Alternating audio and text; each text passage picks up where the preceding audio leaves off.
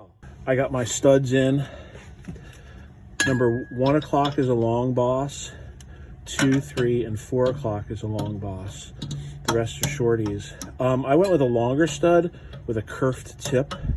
90116-174. This is a magic number. The other ones were short and they just had threads on the end. You know, lifting this differential up here, this is a forgiveness factor.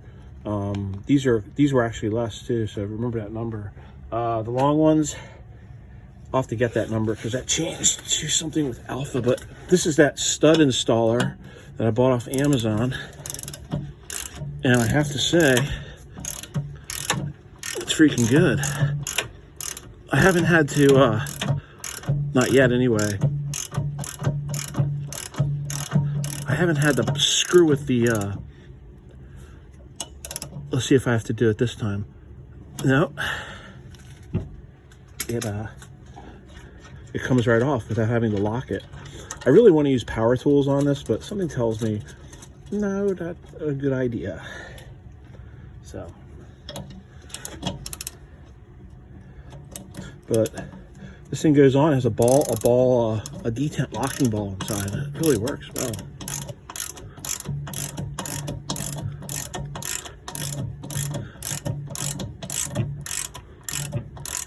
I prepped the surface with my Scotch-Brite polisher, and I polished it really well, the gasket surface of the differential. And after I put these in, I'm definitely going to shoot it with a quick mist coat of lacquer just to prevent it from flashing. I'm going for the capsule is going to dock with the space station tomorrow, I think. That's the plan anyway. It's actually probably about 15 degrees out now, but nothing I'm doing is temperature sensitive.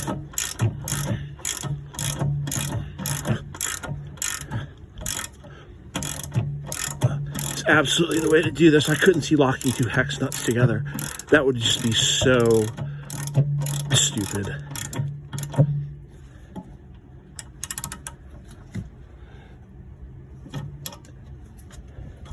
So the video has been on 2 minutes and 51 seconds.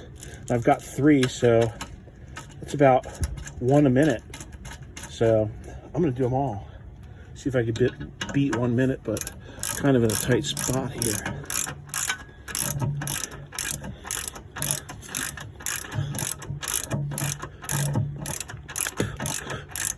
Always use new hardware, OEM, whenever and wherever possible. And this is an area that I was not going to skimp.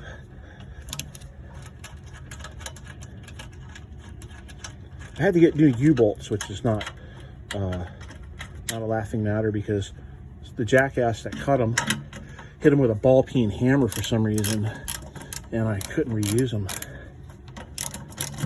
Did I say that, jackass? I guess so. Oh, I don't know who installed them, but they hit them with a hammer. I guess that was their way of staking it.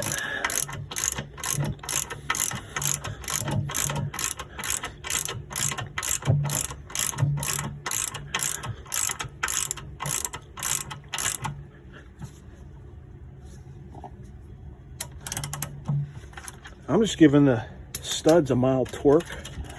I don't know. Just cinching them down like a, wouldn't even say as much as an oil pan drain plug. It's pretty fascinating, this factory green Loctite substance on here. As you tighten it, the friction solidifies it and it turns it to like water. And I could watch water droplets come out of it. And that's it heating up and then turning back to a liquid from a solid.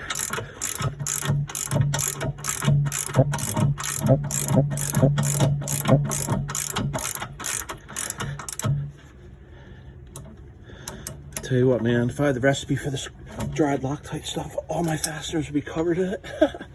They would. It's pretty cool stuff. Well, we're at 5 minutes and we got more than 5 studs in. Let's see, it'd probably be easier to do the top one first.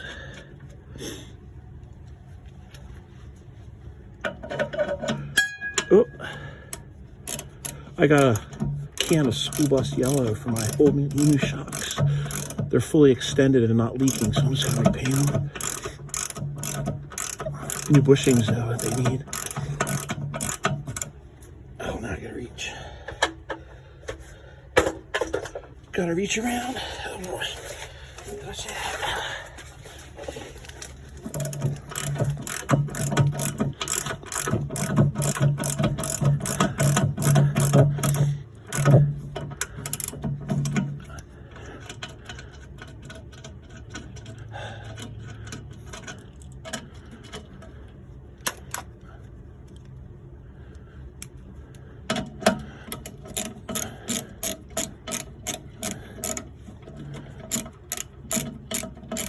First tech video I've made.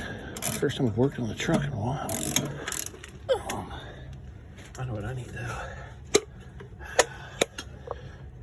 Break time. Arm's getting tired anyway. That's a lot of ratcheting. So I put new shims in and angled them the correct way, because whoever put the shims in before had the axle housing facing the ground, not facing up towards the transfer case. I wonder who didn't know what when that happened, but luckily I caught it. I put 2-degree shims in. There were 4-degree shims in facing the ground. I wonder if that had anything to do with the lunchbox exploding 38 miles after I bought the truck.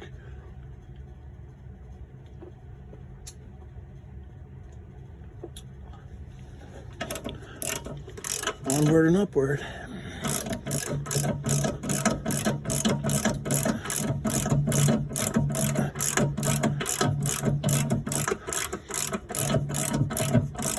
I could see driving the shop Roadrunner on a Roadrunner mission this week, which is pretty cool. This thing's been off the road now for, God, I started this the week of Christmas and New Year's. Time flies.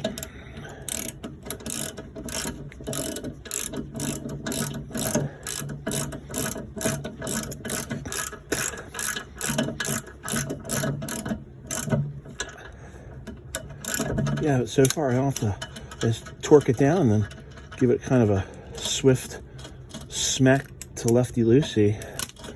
And I haven't had to use the Allen key yet, which is pretty cool. I like this kit, definitely worth it. I'll give him a shout out here later. Maybe I'll post the Amazon link, or I did in my build thread. So this last one, that's the hardest one too. It's a 6 o'clock one.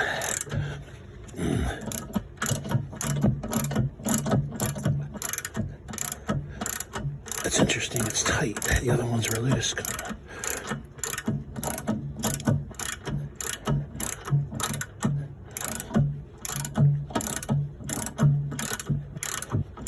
Okay, there we go. Okay. Well, there's no other way to do it. This tool just paid for itself.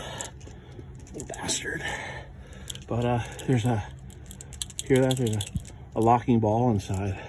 If I get it there, see it. But that's what bites it and then release. Pretty cool. Definitely worth whatever Amazon charged me. So I always go around tight. 6 o'clock is tight, tight, tight, tight, tight, tight, tight, tight, tight, tight, tight. Okay, so the 5-gallon bucket idea for keeping this site protected for the last couple weeks has been pretty cool. Although I don't see putting it back on and drilling a bunch of holes in it. Well, anyway, this is what I'm going to use, a crystal clear enamel. I'm going to go with a water-based satin lacquer. That way I could wipe it off with alcohol before I put the FIPG on the gasket. It doesn't stay on. This is just to prevent flash and rust. But I do have to keep my studs all pretty and bright. I got to think about how I'm going to site protect this though. Saran wrap maybe.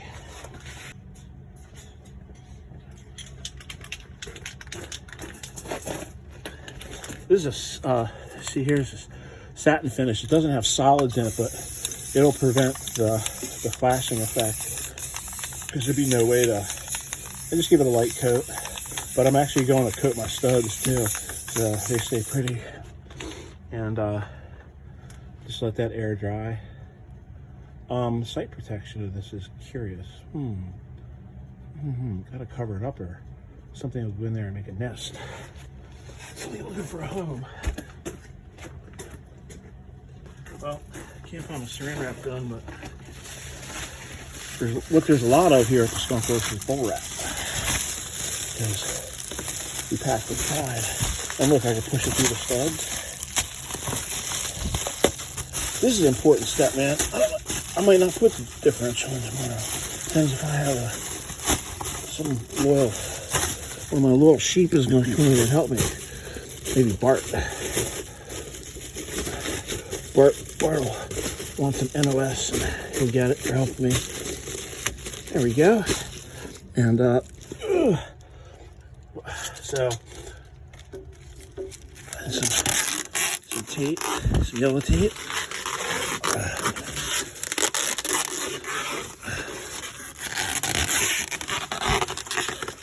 Also keeps moisture out, you know.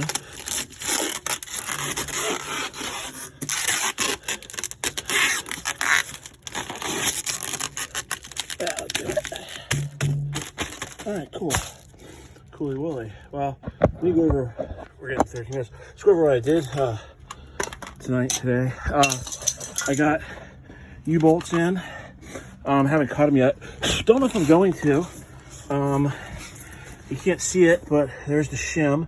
The fat side's facing out, and the thin side is back. So the axle is cocked up at an angle of 2 degrees instead of down at 4 degrees. I still can't get over that. So basically, all I did, I put new center pins in. I'm not cutting anything, because Cruiser Matt advised me to take the add leaf out that was under here, and I'm not like loading bricks in this thing. It's just boxes of custom Toyota stuff.